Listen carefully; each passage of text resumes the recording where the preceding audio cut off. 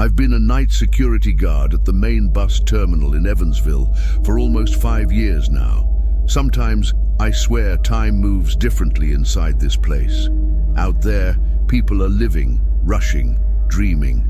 But in here, once the clock hits midnight, everything just stops. The city noise fades to nothing, and all that's left is the echo of your own footsteps, the buzz of flickering fluorescents, and this heavy air you're never quite sure is just humidity or something else. I used to think nothing could faze me. I've seen fights break out, thefts, people having full-blown breakdowns, even folks camping out in the restrooms for days. But what happened a few months ago? I still can't talk about it without my voice shaking. And the worst part? I haven't slept the same since. It all started with small things, the kind of stuff you overlook when you're exhausted and working the graveyard shift. A motion sensor triggering for no reason. A locked door suddenly cracked open. A noise echoing through a hallway that should be empty. At first it felt random, but then I noticed the pattern. It always happened at the same exact time. Not 3, not 4, always 3:33 a.m., sharp. I figured I was just worn out, that my mind was playing tricks on me, but then I started keeping a log. Every strange incident, every irregularity, it all pointed to that same time, like a rusty nail hammered into the calendar. One early morning, I mentioned it to a driver who had just pulled in from Galena. Older guy, gravelly voice, eyes that had seen too much. He didn't say anything at first, just stared at me for a few seconds before muttering, "At that time, you're better off avoiding certain places. Some things tend to repeat, whether you want them to or not." That stuck with me. I'm not the superstitious type, never have been. But there was something about the way he said it that shut me right up. From that night on, I paid closer attention. I started logging everything, timestamps, locations, recurring details. And slowly, it started to take shape, like a shadow creeping along the edges of your vision. Oh, and before I go any further, if you're the kind of person who enjoys stories like this, subscribe to the channel and turn on the notifications. What I'm about to share isn't a ghost story. It's a testimony. Because believe it or not, what happens in that terminal at 3:33 in the morning might be happening again tonight. And not just to me. Most people think a bus terminal is peaceful when it's empty. But it's not. Silence here has weight. Sometimes it's louder than noise. These early hours aren't calm. They're filled with echoes, flickering lights, and long shadows that you learn to either ignore or endure. After jotting down these strange events for days, I started focusing on the less frequented areas, Bay 5, the North Corridor, and especially the back entrance, where the old ticket booth has been sealed shut since before the pandemic. Those zones feel off. The air doesn't circulate the same. There's a metallic smell, like rust and rain, that doesn't come from the bathrooms or drains. Every time I got near, my skin would prickle. Even without a breeze, the hanging signs would sway slightly, like someone had just walked past. But no one ever did. More than once during my rounds, I heard sounds I couldn't place. Soft steps, faint whispers. One night, I passed the loading area by Bay 6 and heard a sneeze. Sharp, sudden. I stopped, flashed my light. Nothing, empty, not even a shadow. The most disturbing moment came on a Wednesday morning when I found a freshly opened water bottle sitting on the bench at the far end. No one could have left it there. I'd checked that spot barely 10 minutes earlier, and of course, the cameras in that area were temporarily out of service. At first, I tried to rationalize it. Maybe a passenger got up to use the restroom and came back. Maybe a co-worker forgot it. But deep down, I knew that wasn't it. What really confirmed it was the behavior of the other workers. I noticed drivers avoiding parking near the north door. They'd rather wait up front. The previous shift's guards always finished their rounds by 3:15, never setting foot near the back. When I asked why, they'd smile nervously or dodge the question. One of them, Hank, been there longer than anyone, joked, "We all know where not to be at certain times, right? I didn't answer, but I got it. There were unspoken rules in that terminal. Zones people avoided, routines no one broke. And when the clock hit 3:33, everything changed. That night, I didn't just observe. I made a decision. I'd stay near that area at the exact time. Stay put, don't look away, don't dismiss a thing. I wanted to know if whatever was watching me could see me too. One of our basic protocols is to check every door before dawn. There's a printed list in the guard office of all checkpoints we have to secure nightly. Most doors are always shut. Some are even padlocked and sealed, especially the emergency door at the side hallway leading to the old storage wing. No one uses it, no one even touches it. Which is why I froze when I saw it slightly ajar for the first time. It was 3:34 a.m. I was holding the checklist, making my rounds. As I reached the end of the hallway, I noticed the door wasn't how it should be. Not wide open, but not shut either. Just enough for a cold breeze to slip through. I moved closer. There was no sound. Just the slight rattle of the handle, like someone had let go moments before. I looked inside. Total darkness. Overhead bulb. Dead. I switched on my flashlight. Nothing unusual. Old walls, stacked boxes, a dusty janitor's cart. Everything in place, but something didn't sit right. There were no signs of forced entry, and I knew I'd personally locked it earlier, just an hour before. I secured it again, logged the incident, moved on. The next night I returned. I didn't say it out loud, but deep down, I wanted it to happen again. I needed proof. I wasn't losing my mind. And there it was, open again. This time, I pushed it wide, stepped in, shined the light around every corner. Everything was untouched, dead quiet. But as I turned, I saw something on the ground, a crumpled piece of paper. I picked it up. It was an old, torn bus ticket, the ink barely readable. Only one number was clear, 33. Nothing else. I didn't know if it was ancient trash or something recent, but I kept it in my pocket. Closed the door, and that night, something shifted. Back in the surveillance booth, I pulled up the cameras. I wanted to see if anyone else had gone in, but during the exact minute between 3:32 and 3:34, the footage froze. Only that segment, only that hallway. I watched it 3 times, frame by frame, no movement, no shadows, nothing to convince me I wasn't imagining things, but deep inside, I knew that door didn't open by itself. And if it did, it wasn't to let something in, it was to let something out. That night, I broke routine. Instead of patrolling the full terminal, I stayed in that side hallway, right where I'd found the door open. I dragged over a plastic chair and placed it facing the corridor with a clear view of the entrance. It was 3:28 when I sat down, radio off, flashlight in hand. I wanted silence. I wanted to know if this had a rational explanation or if I'd already crossed a line I couldn't undo. The hallway was dim.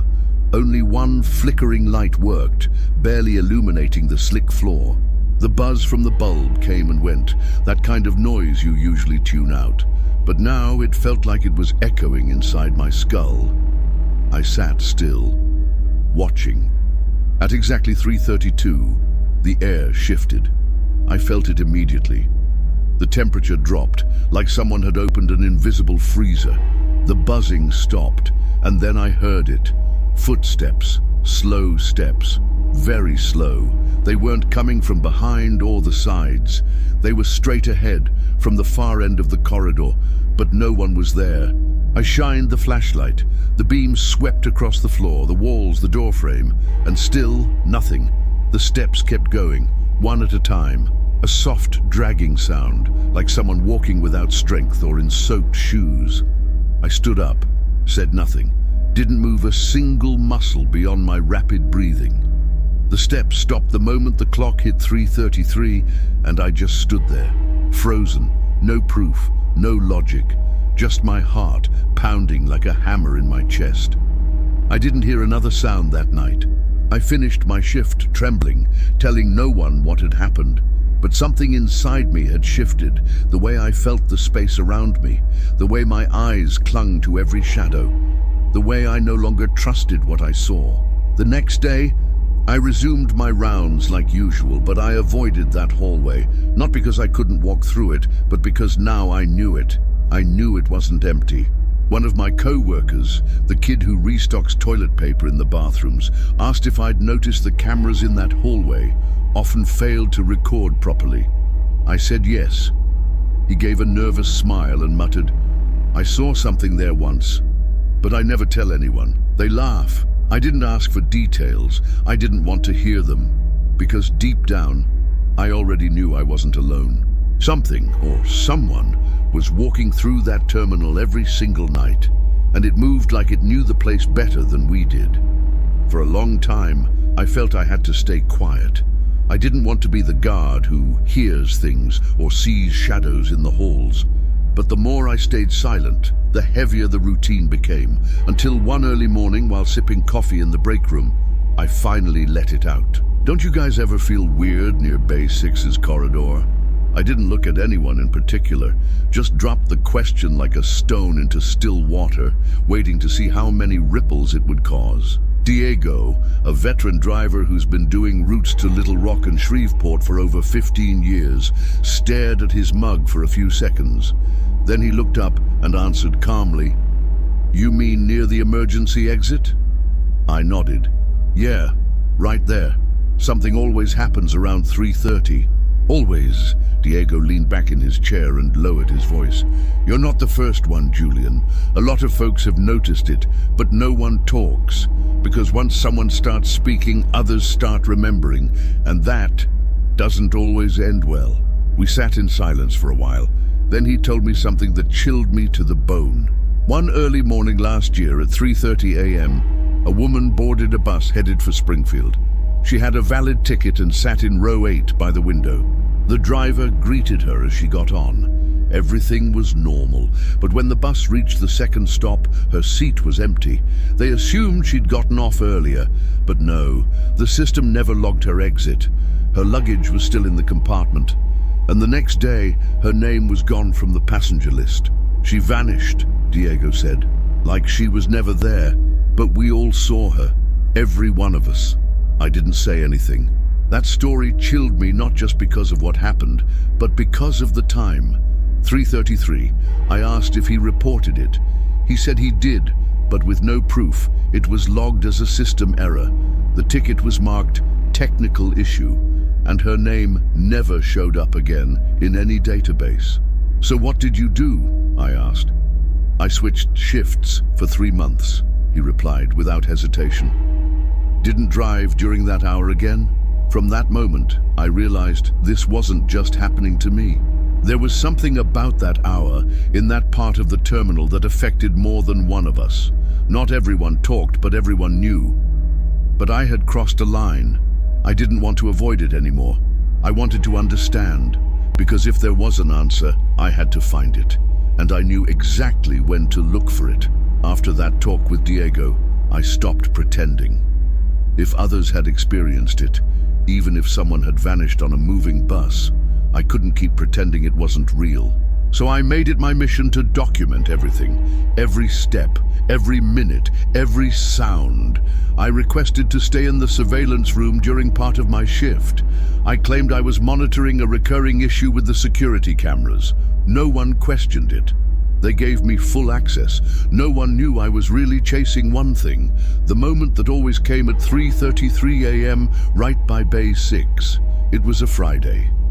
I remember because there weren't many buses scheduled that night. Most left after 4 a.m. So the terminal was unusually quiet. I set the main monitor to the camera facing the problem area. I sat down, opened my notebook, and began noting every detail with a timestamp. At 3:29, the corridor was completely empty. At 3:30, the ceiling light started flickering. At 3:32, a shadow swept quickly across the left wall, too fast to be someone walking. And at 3:33, I saw it. I don't know how to explain it without sounding dramatic, but it was real. In the corner of the monitor beside bus 218, a figure appeared. It wasn't clear. No face, no movement, just standing there, still, like it knew I was watching, like it knew this was its time. It lasted 3 seconds, maybe less. Then the camera froze. The screen went grey for a moment. The feed came back, and the figure was gone. I froze, rewound the footage in slow motion. Nothing. That segment hadn't been saved. The system listed it as a transmission error. I grabbed my flashlight and ran to the platform. I needed to see for myself. Of course, no one was there. Everything was silent. But on the concrete, right where that figure had stood, I saw something that stopped me cold. Footprints, not from shoes, bare feet, stamped as if someone had stood barefoot on the damp floor. 5 toes, heel, clear, sharp, and they weren't mine, or from anyone I knew. I took a picture with my phone, but when I checked it minutes later, it only showed the empty ground, as if the prints had never existed, as if only I could see them. I couldn't keep working that night. I locked myself in the staff restroom and stayed there until sunrise. I didn't dare continue my rounds. And the worst part was the feeling that for the first time, whatever it wasn't just appearing at that hour.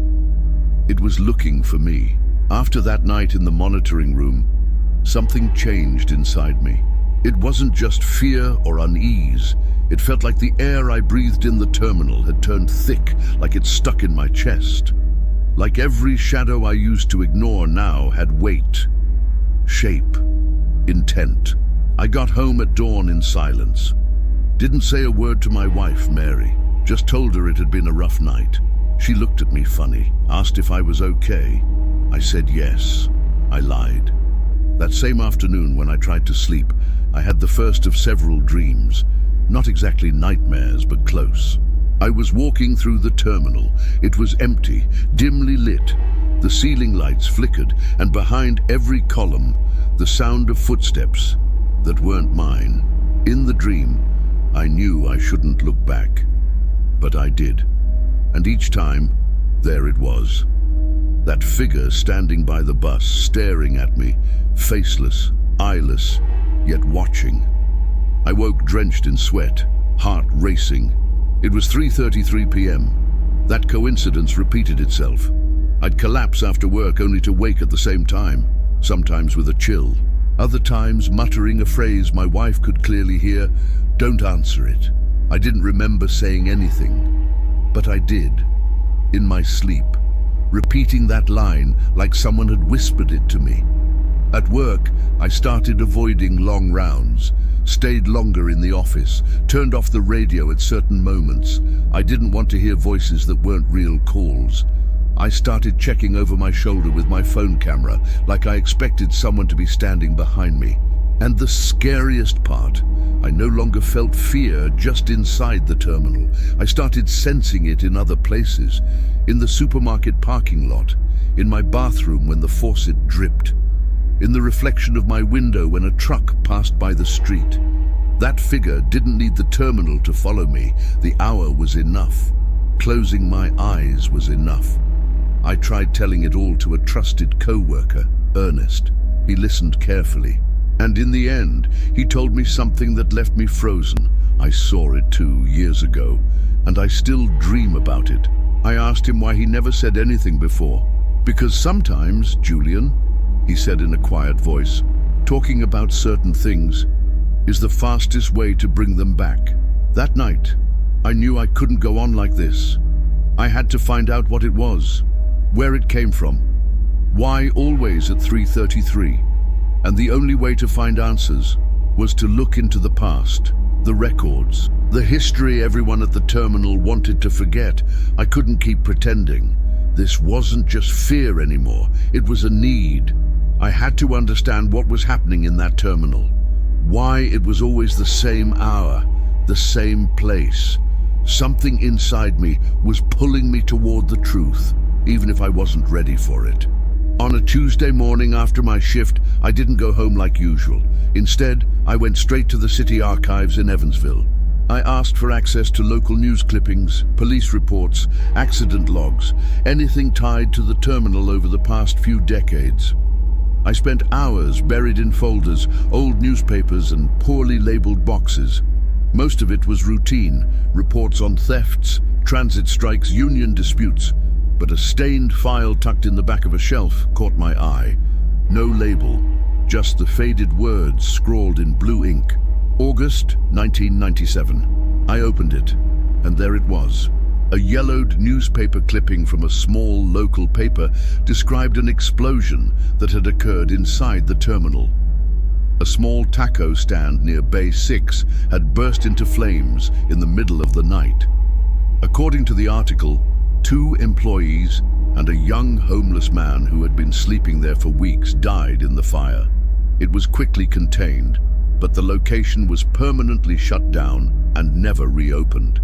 The exact time of the incident, 3:33 a.m., a chill ran straight through me. That couldn't be a coincidence. I kept reading. Authorities blamed a gas leak. The case was closed without further investigation. The young man's name was never identified. No one claimed his body. He was buried in a pauper's grave on the outskirts of town under John Doe. That same afternoon, I returned to the terminal. I walked along Bay 6 and stopped at the exact spot where the taco stand used to be, now turned into a dimly lit rest area with metal benches and broken coffee machines. I placed my hand on the floor. It was cold, unnaturally cold for that time of day. That night, I couldn't sleep. I reread the article several times. The unnamed man, the explosion, the precise hour, the location, it all matched. It felt like whatever presence I had felt over and over was rooted in that moment, in that place, in that forgotten death. I wondered if it really was an accident, or if something had caused it, something still there, something that repeated itself like a wound that never healed. The terminal didn't forget, it just buried it, and I couldn't let it go. The next day, I filed a formal request to switch shifts. I asked to be assigned to the daytime schedule. The request was approved. I felt relieved, like I was finally breaking free, but I was wrong. So very wrong. After my shift change was approved, I felt a sense of relief I didn't know I needed. For the first time in weeks, I thought I might sleep soundly again. No more solitary rounds, no more shadowy hallways, no more 3:33 a.m. My new schedule would begin the following Monday, which meant I still had 3 more nights on the graveyard shift. The first 2 were quiet, or so I told myself. I kept my patrols away from Bay 6, focusing instead on the main entrances, restrooms, and avoiding lingering too long in dark corners. But on that final night, something pulled me back. It was Sunday. Slow night. Around 2:50 a.m., I finished checking the access points and started heading toward the security office for a break. I passed by Bay 6, not because I had to, but because something, curiosity, habit, or instinct, drew me there. The air felt heavier than usual. It wasn't cold, but the hair on my arm stood on end the moment I stepped onto the platform. I walked slowly, without turning on my flashlight. I didn't need to. The moon lit up the concrete and the parked buses just enough. Then I saw it. Next to bus 37, a figure stood, motionless. It wasn't hiding, it didn't move. It was just there, like it had been waiting for me. I froze, tried to find a rational explanation, a driver, a lost passenger, but it was too late. No one was supposed to be there, no one. I stepped closer and called out firmly, "Everything all right, sir?" No answer. I took 2 more steps, and then it vanished. No sound, no movement, no trace. I rushed to where it had been. Nothing, just silence. But on the ground, something unexpected, a bus ticket. I picked it up. It was old, yellowed like it had been sitting for years. No name, no date, no destination, just a single number printed at the top, 333. I slipped it into my pocket without thinking. Back in the security room, hands still shaking, I sat down, took a deep breath, opened my hand to look at the ticket again. It was gone. I checked every pocket, opened my backpack. Nothing. Like it had dissolved. Like it was never there. I didn't say a word to anyone. Finished my shift in silence, with the unnerving sense that someone was watching me, even under the daylight. Monday came, and I began my new shift. The terminal felt different, busier, louder, brighter. But inside me, something hadn't changed, because it didn't matter the hour, the sunlight, the new schedule. The figure was still there, and now it was closer than ever. I thought the day shift would bring normalcy, that the hustle and noise, the sunlight streaming through the high terminal windows would erase what I'd experienced during those quiet, haunted nights. I was wrong. At first, I kept myself busy, filling out reports, assisting passengers, monitoring entry and exit. But even with the sun up, whenever the clock struck 3:33, my body reacted. A shiver, a tingling at the base of my neck, a faint pressure in my chest, like someone touching me without touch, like time itself whispering that the hour belonged to me now. One afternoon, while making rounds near the loading zone, I heard footsteps behind me. I turned. No one. I checked the cameras. Nothing. But the sound had been real. I knew it. Not heavy, not hurried, just soft, steady, too familiar, exactly like the ones I'd heard that night sitting across from the cursed hallway. Little by little, I began to avoid mirrors. Not because I saw anything strange, but because sometimes when I looked into them, I felt like something else was reflected with me, standing behind me, something that shouldn't be there. My wife noticed I was quieter, sleeping less, no longer turning on the TV. She asked if I was sick. Sometimes I wondered too, but it wasn't illness. It was something else, a mute presence that no longer stayed at the terminal. It followed me now. I started seeing familiar faces among the passengers, people I could have sworn I'd seen before, but they didn't appear in any system. A woman with a long braid and blue sweater who boarded the same bus every day, yet never returned. A young man with the same backpack, always standing by the same post at the same hour. One day I dared to ask a driver if he'd noticed anything strange on his route. He just looked at me and said, "There are people who ride with no destination, and others who only return when someone else leaves." Since then, I stopped asking. 2 weeks ago, while inspecting an abandoned container near Bay 6, I found a ticket stub on the ground. Old, dirty, no name, no destination, just one number at the top, 333. I left it where it was. I didn't touch it. I didn't want to carry it again. Now I work fewer hours. I've thought about quitting, about moving away entirely, but every time I wake up at 3:33 a.m., and it happens more often than I'd like, I no longer panic, I just wait. Because I know somehow the terminal never let me go, and that one day, when I least expect it, it'll be my turn to board.